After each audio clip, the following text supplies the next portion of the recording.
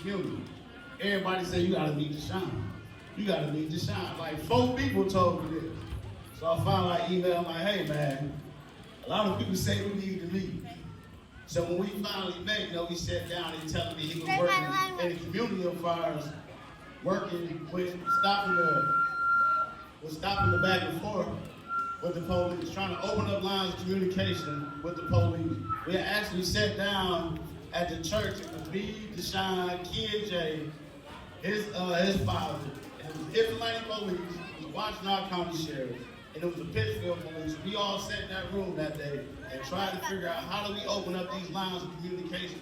So here it is. This is what he was fighting for. He was fighting for us to have a chance to have a free life, to have equality around here. And he did it all for the love of his heart. So one of the things I wrote this poem called My Brother's Keeper.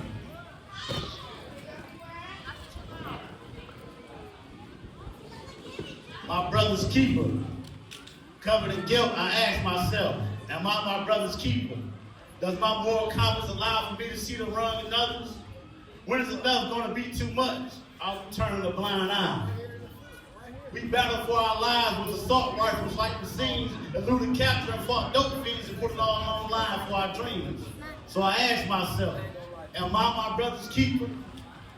Does my heart pump Kool-Aid with ice running through my veins? Can I see a future for my seed, or will my pain change my ways?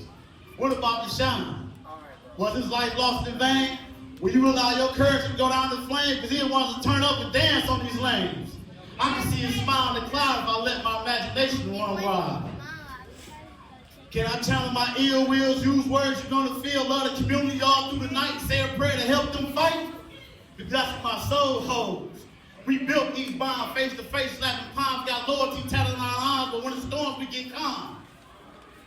So what's a boy to a man?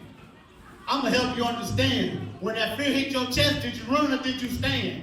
They don't make them like they used to. Everybody watching YouTube, I bet $1,000 you could handle what I've been through. 17 years old, facing life, family, asking how I'm doing, and I say, all right. It ain't their fault I came to prison. My mama raised me right, but I ain't listen.